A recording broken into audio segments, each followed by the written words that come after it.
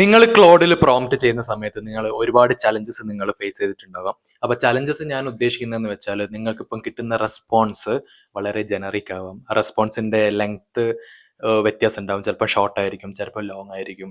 അതേപോലെ സ്റ്റൈലിൽ ഉണ്ടാകുന്ന ഡിഫറൻസ്, ടോണിൽ ഉണ്ടാകുന്ന ഡിഫറൻസ്, ഇങ്ങനത്തെ കാര്യങ്ങളൊക്കെ സാധാരണ യൂസേഴ്സ് ഫേസ് ചെയ്യുന്ന ചലഞ്ചസ് ആണ്. അപ്പം ഇത്തരം ചലഞ്ചസിനെ പറ്റിയാണ് നമ്മൾ ഇന്നത്തെ വീഡിയോയിൽ ഡിസ്കസ് ചെയ്യുന്നത്. ഇത് എങ്ങനെ റിസോൾവ് ചെയ്യാം, അല്ലെങ്കിൽ പ്രോംപ്റ്റ് എങ്ങനെ ബെറ്റർ ആക്കി എഴുതാം, ഇങ്ങനത്തെ ചലഞ്ചസ് വരാതിരിക്കാമെന്ന് ആ കാര്യങ്ങളൊക്കെ നമ്മൾ വിത്ത് എക്സാമ്പിൾ നമ്മൾ ഇന്ന് പഠിക്കും. അപ്പം വീഡിയോ എൻഡ് വരെ കാണുക. അപ്പോൾ ഇൻട്രൊഡക്ഷൻ അധികം വലിച്ചു നീട്ടാതെ നമുക്ക് വീഡിയോയിലേക്ക് പോകാം. അപ്പം കോമൺ ക്ലോഡ് പ്രോംപ്റ്റിംഗ് ചലഞ്ചസ്, ഇപ്പം 5 ചലഞ്ചസ് ആണ് നമ്മളിവിടെ ഡിസ്കസ് ചെയ്യാൻ പോകുന്നത്.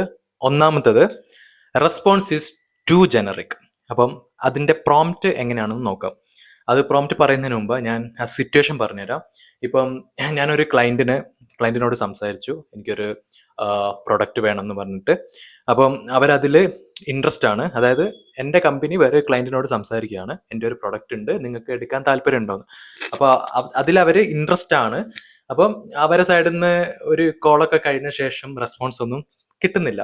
അപ്പോൾ ഞാനൊരു ഫോളോ അപ്പ് ഇമെയിൽ അയക്കാമെന്ന് വിചാരിക്കുന്നു. അപ്പോൾ ഞാൻ പ്രോംപ്റ്റ് ചെയ്യുകയാണ്, right a follow up email after A sales call. അപ്പം ക്ലോഡിൻ്റെ റെസ്പോൺസ് എങ്ങനെയായിരിക്കും? വളരെ ജനറിക് ആയിരിക്കും ഇവിടെ. കാരണം ഞാൻ വേറെ ഡീറ്റെയിൽസും പ്രോംപ്റ്റിൽ കൊടുത്തിട്ടില്ല. ഇവിടെ എന്താ പറയുന്നത്, hi, the name, thank you for taking the time to speak me with today, ആ കാര്യങ്ങളൊക്കെ കൊടുത്തിട്ട് last please let me know if you have any questions regards your name. ഇത് നോർമൽ ഒരു ഇമെയിലിൽ നമ്മൾ അയക്കുന്ന ഒരു ജനറിക് സാധനം ക്ലോഡ് ഫെച്ച് ചെയ്തിട്ട് നിങ്ങൾക്ക് തന്നു. പക്ഷേ ഇങ്ങനെയല്ല എനിക്ക് വേണ്ടത്. ഞാൻ സംസാരിച്ച വ്യക്തിക്ക് കാര്യങ്ങൾ പറഞ്ഞിട്ട് എനിക്ക് ഒരു മെയിൽ, ഫോളോ അപ്പ് മെയിൽ കൊടുക്കണം. അപ്പോൾ ഞാൻ പ്രോംപ്റ്റ് എങ്ങനെ ചേഞ്ച് ചെയ്യണമെന്ന് വെച്ചാൽ, ഇവിടെ നോക്കുക, ഇവിടെ ഈ പ്രോംപ്റ്റ് വായിച്ചു നോക്കുക. Write a follow up mail to Priya, CFO of 200% logistic company, and we discussed their invoice processing pain point in a 30-minute call. She was interested but concerned about implementation time. Keep it under 120 words, professional tone. അപ്പം ഈ ഒരു പ്രോംപ്റ്റിൽ ഞാൻ പറയുന്നുണ്ട്, പ്രിയയ്ക്ക് ഒരു message അയക്കണം. കാരണം പ്രിയ interest ആണ് നമ്മളെ പ്രൊഡക്റ്റ് വാങ്ങാൻ വേണ്ടിയിട്ട്. ഓൾറെഡി ഞാൻ 30 മിനിറ്റ് കോളിൽ സംസാരിച്ചിട്ടുണ്ട് അവരുടെ ഇൻവോയ്സ് പ്രോസസ്സിങ്ങിനെ പറ്റിയിട്ട്. അതിൽ എൻ്റെ പ്രൊഡക്റ്റ് എന്ത് ചെയ്യും, ഹെൽപ്പ് ചെയ്യും. ഷീ വാസ് ഇൻട്രസ്റ്റഡ്, പക്ഷേ ഇംപ്ലിമെൻറ്റേഷൻ ടൈമിനെ കുറിച്ച് അവർക്ക് കുറച്ച് കൺസേൺ ഉണ്ടായിരുന്നു. അപ്പോൾ അതിനെപ്പറ്റി അറിയാൻ വേണ്ടിയിട്ടാണ് ഫോളോ അപ്പ് ഇമെയിൽ അയക്കേണ്ടത്.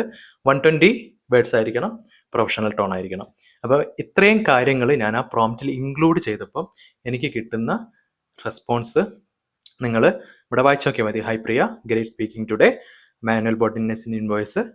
പിന്നെ ലാസ്റ്റ് ഇവിടെ പറയുന്നുണ്ട്, happy to set up a technical call with your IT lead, Thursday or Friday this week for you best.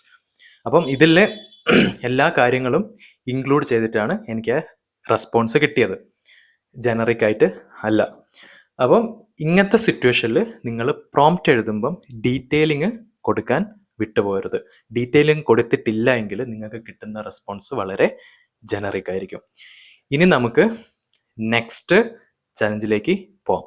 ഇനി രണ്ടാമത്തെ ചലഞ്ച് എന്താണെന്ന് വെച്ചാൽ, response is too long. For example, ഞാൻ പ്രോംപ്റ്റ് ഇവിടെ ചെയ്താണ്, explain machine learning to me. അപ്പം അങ്ങനെ പറഞ്ഞു കഴിഞ്ഞാൽ ക്ലോഡ് വിചാരിക്കുക, ഓ ഇവനൊന്നും അറിയില്ല മെഷീൻ ലേണിങ്ങിനെ പറ്റിയിട്ട്, ഇവന് ഡീറ്റെയിൽ ആയിട്ടുള്ള ഒരു സാധനം കൊടുക്കാമെന്ന് വിചാരിക്കും.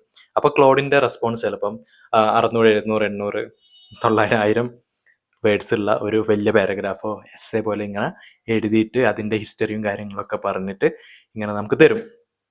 കാരണം നമ്മൾ അതിൽ എങ്ങനെ വേണമെന്ന് മെൻഷൻ ചെയ്തിട്ടില്ല. അപ്പം ഞാൻ എന്ത് ചെയ്യണം? എനിക്കിവിടെ ശരിക്കും ഞാൻ എക്സ്പെക്ട് ചെയ്യുന്നതെന്ന് വെച്ചാൽ, മെഷീൻ ലേണിംഗ് എന്താണെന്നുള്ള എനിക്കൊരു ചെറിയൊരു 2-3 സെൻറ്റൻസിൽ എനിക്ക് അതിൻ്റെ ഒരു ആൻസർ കിട്ടണം. അതാണ് ഞാൻ എക്സ്പെക്ട് ചെയ്യുന്നത്. പക്ഷേ ഈ ഒരു കാര്യം നിങ്ങളെ പ്രോംപ്റ്റിൽ മെൻഷൻ ചെയ്തിട്ടില്ല എങ്കിൽ നിങ്ങളുടെ റെസ്പോൺസ് ഇങ്ങനെയായിരിക്കും.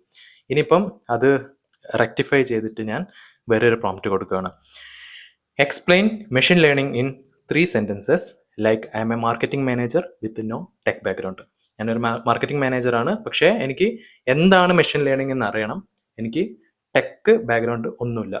അപ്പം ക്ലോഡിൻ്റെ റെസ്പോൺസ് അങ്ങനെയായിരിക്കും.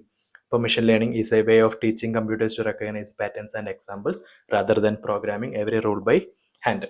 അപ്പോൾ അങ്ങനത്തെ അവർക്ക് ഇപ്പോൾ ടെക്കിൻ്റെ ഇതൊന്നും അറിയാത്ത ആൾക്കാർക്ക് ഈ ഒരു രീതിയിൽ ടെക്കിൻ്റെ ടേംസ് ഒന്നും യൂസ് ചെയ്യാണ്ട് ഒരു ആൻസർ ക്ലോഡിന് കൊടുക്കാൻ പറ്റും.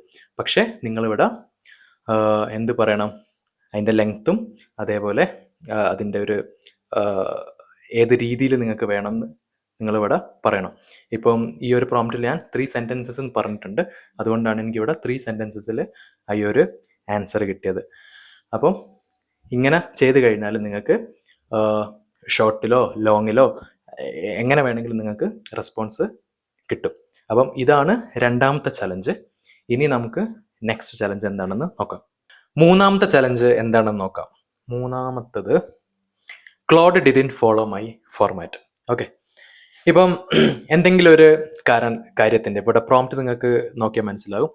List the pros and cons of remote work. അപ്പോൾ ഞാൻ എക്സ്പെക്ട് ചെയ്യുന്നത് എന്ന് വെച്ചാൽ ഒരു ടേബിളിൽ ഇങ്ങനെ പ്രോസ് ഇവിടെ ലെഫ്റ്റ് സൈഡിൽ, കോൺസ് ഇവിടെ ഇങ്ങനെ കാണിക്കുക, അല്ലെങ്കിൽ ബുള്ളറ്റ് പോയിന്റിൽ ഇങ്ങനെ കാണിക്കുക. ഈ ഒരു രീതിയിലാണ് ഞാൻ എക്സ്പെക്ട് ചെയ്യുന്നത്. പക്ഷേ ഈ ഒരു പ്രോംപ്റ്റ് നിങ്ങൾ അലോൺ കൊടുത്തു കഴിഞ്ഞാൽ വേറെ ഒരു കാര്യം, അതായത് സ്റ്റൈല് എങ്ങനെ വേണമെന്ന് നിങ്ങൾ അവിടെ മെൻഷൻ ചെയ്തിട്ടില്ലെങ്കിൽ ക്ലോഡിൻ്റെ റെസ്പോൺസ് ചിലപ്പം പാരഗ്രാഫായിട്ടോ അല്ലെങ്കിൽ വലിയൊരു എസ്സേ രൂപത്തിലോ നിങ്ങൾക്ക് കിട്ടാൻ ചാൻസ് ഉണ്ട്. അപ്പം ഇതെങ്ങനെ ഫിക്സ് ചെയ്യാന്ന് വെച്ചാൽ, ഈ ഒരു പ്രോംപ്റ്റ് എങ്ങനെ എഴുതണം എന്ന് വെച്ചാൽ ഇങ്ങനെ എഴുതുക. List pros and cons of remote work as 2 column table. Column 1 is a pros, column 2 is a cons, maximum 5 rows. Each point should be short phrase, not a sentence. അപ്പോൾ അങ്ങനെ കൊടുത്തു കഴിഞ്ഞാൽ ക്ലോഡിൻ്റെ റെസ്പോൺസ് പ്രോപ്പറായിട്ട് ഒരു ടേബിളൊക്കെ വരുന്ന ലെഫ്റ്റ് സൈഡും right സൈഡും 5 raw ഇതൊക്കെ കാര്യങ്ങളൊക്കെ ആയിട്ട് ഇങ്ങനെ വരും. അപ്പം ഇതിനാണ് ഫോർമാറ്റിംഗ് എന്ന് പറയുന്നത്. അപ്പം നിങ്ങൾ ഒരു ഫോർമാറ്റിങ്ങിൽ നിങ്ങൾക്ക് വേണമെങ്കിൽ അത് ക്ലോഡിനോട് എക്സ്പ്ലിസിറ്റ് ആയിട്ട് പറയണം, അല്ലെങ്കിൽ ക്ലോഡിന് തോന്നിയോണം ഉള്ളൊരു ഫോർമാറ്റിൽ നിങ്ങൾക്ക് കാര്യങ്ങൾ കിട്ടും. ഇനിയിപ്പോൾ നിങ്ങൾക്ക് ഇങ്ങനെ ഒരു പ്രോംപ്റ്റ് ഇത്രയും ഡീറ്റെയിൽ ആയിട്ട് എഴുതാൻ പറ്റാത്ത ഒരാളാണെങ്കിൽ നിങ്ങൾ എന്ത് ചെയ്യുക, നിങ്ങൾക്ക് വേണ്ട ഫോർമാറ്റ് നിങ്ങൾ എവിടെയെങ്കിലും ഗൂഗിളിൽ സെർച്ച് ചെയ്ത് അതിൻ്റെ ഇമേജ് കിട്ടുമല്ലോ, ആ ഇമേജ് എടുത്തിട്ട് ക്ലോഡിൽ പോയിട്ട് ഇമേജ് അപ്ലോഡ് ചെയ്യാനുള്ള ഓപ്ഷൻ ഉണ്ട്, അതിൽ അറ്റാച്ച് ചെയ്യുക, എനിക്ക് ഇങ്ങനെ വേണമെന്ന് പറയാം. അല്ലെങ്കിൽ നിങ്ങളിപ്പം കൂടുതൽ എക്സലും കാര്യങ്ങളൊക്കെ യൂസ് ചെയ്യുന്ന ഒരു വ്യക്തിയാണെങ്കിൽ ഇപ്പം ഒരു എക്സലിൻ്റെ കുറേ ടെംപ്ലേറ്റ്സ് ഒക്കെ കിട്ടുമല്ലോ, നമ്മൾ വർക്കൊക്കെ ചെയ്യുന്ന ടൈമിൽ ഒരുപാട് ടെംപ്ലേറ്റ്സ് ഒക്കെ വേറെ ആൾക്കാർ അയച്ചു തന്നിട്ടുണ്ട്. ആ സെയിം ടെംപ്ലേറ്റ് അതേപോലെ തന്നെ എക്സ്ട്രാ കോളംസ് ഒക്കെ ആഡ് ചെയ്ത് അല്ലെങ്കിൽ റോസ് ആഡ് ചെയ്തിട്ട് എനിക്ക് പുതിയൊരു എക്സൽ ഷീറ്റ് ഉണ്ടാക്കണം എന്നൊക്കെ നിങ്ങൾക്ക് അങ്ങനെ ഒരു ആഗ്രഹം ഉണ്ടെങ്കിൽ ഫസ്റ്റ് എന്ത് ചെയ്യുക, ക്ലോഡ് എടുത്തിട്ട് നിങ്ങളെ കയ്യിലുള്ള എക്സൽ ഷീറ്റ് നിങ്ങൾ അറ്റാച്ച് ചെയ്യുക. എന്നിട്ട് പറയുക, ഇതിൽ എക്സ്ട്രാ കോളംസ് അല്ലെങ്കിൽ റോസ് ആഡ് ചെയ്തിട്ട് ഇതേ ഫോർമാറ്റിൽ എനിക്ക് പുതിയൊരു എക്സൽ ഷീറ്റും കൂടി വേണമെന്ന് പറഞ്ഞാൽ ക്ലോഡ് അത് എളുപ്പത്തിൽ ഉണ്ടാക്കിത്തരും. അപ്പോൾ നിങ്ങൾ ഫോർമാറ്റ് എക്സ്പ്ലിസിറ്റ്ലി മെൻഷൻ ചെയ്താൽ മാത്രമേ നിങ്ങൾക്ക് ഈ ഒരു രീതി കിട്ടുള്ളൂ. അല്ലെങ്കിൽ ക്ലോഡിന് എന്താണോ തോന്നുന്നത് ഈ ഒരു രീതിയിലുള്ള ഫോർമാറ്റിൽ നിങ്ങൾക്ക് ഔട്ട്പുട്ട് തരും. ഓക്കെ, അപ്പോൾ അത് മൈൻഡിൽ വെക്കുക. ഇനി നമുക്ക് നെക്സ്റ്റ് ചലഞ്ച് എന്താണെന്ന് നോക്കാം. ഇനി നമുക്ക് നാലാമത്തെ ചലഞ്ച് എന്താണെന്ന് നോക്കാം. നാലാമത്തത് confident sounding but wrong information. അപ്പം ഇത് എക്സ്പ്ലെയിൻ ചെയ്യാൻ വേണ്ടിയിട്ട് ഞാൻ ഫസ്റ്റ് പ്രോംപ്റ്റ് ഒന്ന് വായിക്കാം. What is the current GST rate for software services in India? ഇങ്ങനെ ചോദിച്ചു കഴിഞ്ഞാൽ ഈ ക്ലോഡ് ഭയങ്കര കോൺഫിഡൻസിൽ ഭയങ്കര ഗമനോട് കൂടി പറയും, ഇതാണ് ഇന്ത്യയിലുള്ള എന്താ പറയുക GST ഫോർ സോഫ്റ്റ്വെയർ സർവീസസ് നമ്മളോട് പറയും. പക്ഷേ ആ ഡാറ്റ ചിലപ്പം റിയൽ ടൈം ആയിരിക്കണം എന്നില്ല, അത് ചിലപ്പോൾ ഔട്ട്ഡേറ്റഡ് ആയിരിക്കും, അല്ലെങ്കിൽ ഈ ലോ മാറിയതും GST മാറിയതൊന്നും ക്ലോഡ് അറിഞ്ഞിട്ടുണ്ടാവില്ല. അപ്പം അതൊന്നും അറിയാണ്ട് പുള്ളി കോൺഫിഡൻ്റ് ആയിട്ട് അങ്ങ് പറയണം, ഇതാണ് വെച്ചോ എന്ന് പറഞ്ഞിട്ട്. അപ്പം ഈ ഒരു ഡാറ്റ വെച്ചിട്ട് നമ്മൾ എന്തെങ്കിലും കംപ്ലൈൻറ്റ്സ് വർക്കും അല്ലെങ്കിൽ ഡോക്യുമെന്റ്സ് ഒക്കെ നമ്മൾ തയ്യാറാക്കുകയാണെങ്കിൽ അവിടെ നമുക്ക് പണി പാളും. അതായത് റോങ് ഇൻഫർമേഷൻ നമ്മൾ വേറൊരു സ്ഥലത്തേക്ക് കൊടുക്കുന്ന ഒരു രീതിയിലേക്ക് മാറും. അപ്പം ഇത്തരം സന്ദർഭങ്ങളിൽ നിങ്ങൾ പ്രോംപ്റ്റ് എങ്ങനെ എഴുതണം എന്ന് വെച്ചാൽ ഇവിടെ കാണിച്ചു തരാം. ഈ ഒരു പ്രോംപ്റ്റ് വായിച്ചു നോക്കുക. What is the current GST rate for software services in India? If you are not certain or this may have change recently please say so and suggest where I can verify. അപ്പം ക്ലോഡിനോട് പറയാണ്, software സർവീസസിൻ്റെ GST ഇന്ത്യയിൽ എത്രയാണ്, നിങ്ങൾക്ക് അറിയില്ലെങ്കിൽ അല്ലെങ്കിൽ ഇപ്പം recently change ആയിട്ടുണ്ടെങ്കിൽ അത് അങ്ങനെ പറ. അതേപോലെ എനിക്കത് ഒന്നുകൂടി ഒന്ന് വെരിഫൈ ചെയ്യാനുള്ള ഒരു പ്ലാറ്റ്ഫോം ഏതാണെന്ന് ക്ലോഡിനോട് ചോദിക്കുകയാണ്. അപ്പോൾ ക്ലോഡ് എന്ത് പറയും? അത് 18% ആയിരുന്നു, അത് ചിലപ്പം ചേഞ്ച് ചെയ്യാൻ സാധ്യതയുണ്ട്, നിങ്ങൾക്ക് ഒന്നുകൂടി വേണമെങ്കിൽ ഈ GST പോർട്ടലിൽ പോയിട്ട് ചെക്ക് ചെയ്യാന്നുള്ള രീതിയിൽ നിങ്ങൾക്ക് റെസ്പോൺസ് കിട്ടും. അപ്പോൾ നിങ്ങൾക്ക് എന്ത് ചെയ്യാൻ പറ്റും? ഈ GST പോർട്ടലിൽ പോയിട്ട് അതിൻ്റെ ആക്ച്വൽ സാധനം എടുത്തിട്ട് നിങ്ങൾക്ക് എവിടെയാണോ യൂസ് ചെയ്യാൻ പറ്റുന്നത് അവിടെ യൂസ് ചെയ്യാം. അപ്പോൾ നിങ്ങൾക്ക് റോങ് ഇൻഫർമേഷൻ ഷെയർ ചെയ്യുന്നത് കുറയ്ക്കാൻ പറ്റും. അപ്പോൾ ഇങ്ങനത്തെ സന്ദർഭങ്ങളിൽ പ്രോംപ്റ്റ് ഇങ്ങനെ എഴുതണം. ഓക്കെ, അപ്പോൾ അത് മനസ്സിലായെന്ന് വിചാരിക്കുന്നു. ഇനി നമുക്ക് ഫൈനൽ, അതായത് 5th ചലഞ്ച് എന്താണെന്ന് നോക്കാം. അപ്പോൾ നമുക്ക് 5ാമത്തെ ചലഞ്ച് എന്താണെന്ന് നോക്കാം. 5ാമത്തത് ദി ടോൺ ഈസിൻറ്റ് റൈറ്റ്. ഇതാണ് 5ാമത്തെ ചലഞ്ച്. അപ്പം ഇവിടെ യൂസർ എന്ത് ചെയ്യുക, ലിങ്ക്ഡിൻ പോസ്റ്റിനെ പറ്റിയിട്ട് ഒരു പ്രോംപ്റ്റ് കൊടുക്കുകയാണ്. അതായത് write a LinkedIn post about our product launch. പക്ഷേ ആ പ്രൊഡക്റ്റ് ലോഞ്ചിനെ പറയുന്ന കാര്യം, അതായത് ലിങ്ക്ഡിനിൻ്റെ ഓഡിയൻസിനോട് പറയുന്ന രീതി ഏത് വിധത്തിൽ വേണമെന്ന് ഇവിടെ മെൻഷൻ ചെയ്യുന്നില്ല. അപ്പം ക്ലോഡിൻ്റെ സൈഡിൽ നിന്ന് കിട്ടുന്ന ഒരു റെസ്പോൺസ് എന്ന് പറഞ്ഞാൽ ക്ലോഡിന് തോന്നിയോന്നുള്ള ടോണിലായിരിക്കും വരിക. അപ്പം നിങ്ങൾക്ക് നിങ്ങളുടെ ആയിട്ടുള്ള എനിക്ക് ഈ ഒരു രീതിയിൽ പറയണം അല്ലെങ്കിൽ ഈ ഒരു രീതിയിൽ വേണം എന്ന് പറയുന്നതിനാണ് ടോൺ എന്ന് പറയുക. അപ്പം നിങ്ങൾ പ്രോംപ്റ്റ് എങ്ങനെ എഴുതണം എന്ന് വെച്ചാൽ ഈ ഒരു സെയിം സാധനം നിങ്ങൾക്ക് ഇങ്ങനെ എഴുതാം. Write a LinkedIn post about our product launch, conversational and punchy like a founder talking to peers. അപ്പോൾ അതാണ് ഇവിടെ tone. Like a founder talking to peers, not a press release. ഒരു പ്രസ് റിലീസിൽ പറയുന്ന പോലെ അല്ല എനിക്ക് ടോണ് വേണ്ടത്, പക്ഷേ as a founder talking to the peers, ഈ ഒരു രീതിയിലാണ് എനിക്ക് ആ പോസ്റ്റ് എഴുതേണ്ടത്.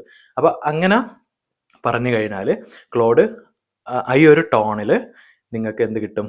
റെസ്പോൺസ് ഇവിടെ കിട്ടും. നിങ്ങൾക്കിത് വായിച്ചു നോക്കിയാൽ മനസ്സിലാവും.